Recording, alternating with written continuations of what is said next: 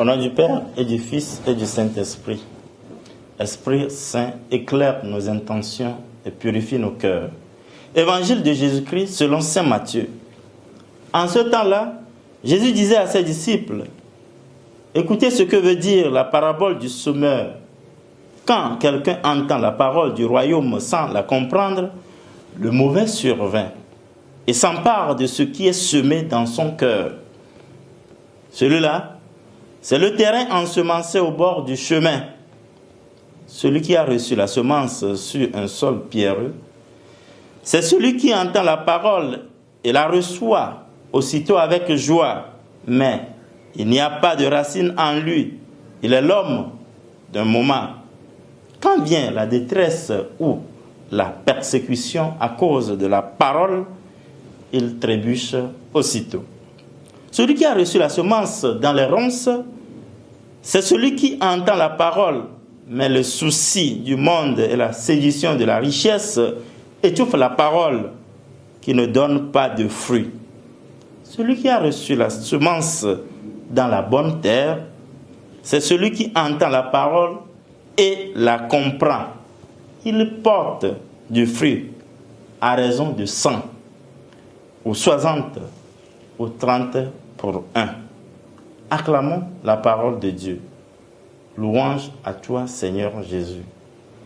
Nous sommes au vendredi 24 juillet 2026.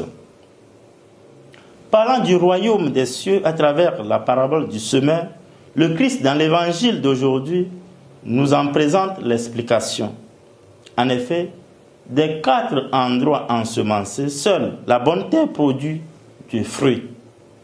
Le premier terrain subit le vol des oiseaux. Le bord du chemin fait écho à l'état d'une âme distraite. Le deuxième terrain, au sol pierreux, correspond au cœur superficiel sans racines.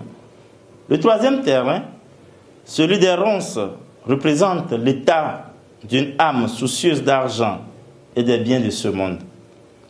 Le dernier terrain correspond à la bonne terre. Il désigne celui qui écoute, comprend et persévère. C'est cette terre qui produit du fruit en abondance.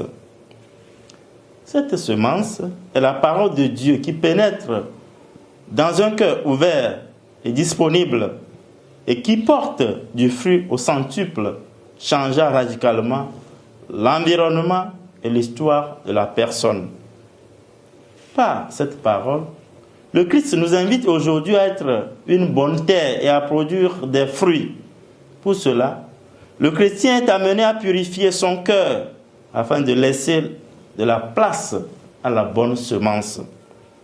Le Christ nous invite dans l'évangile d'aujourd'hui à enlever nos ronces, nos distractions, nos angoisses financières qui étouffent notre vie spirituelle. Devenons aujourd'hui une bonne terre de confiance en Dieu, une terre de paix, une terre d'amour du prochain, une terre d'entraide et une terre de prière aujourd'hui et pour les siècles des siècles. Amen. Au nom du Père et du Fils et du Saint-Esprit. Amen.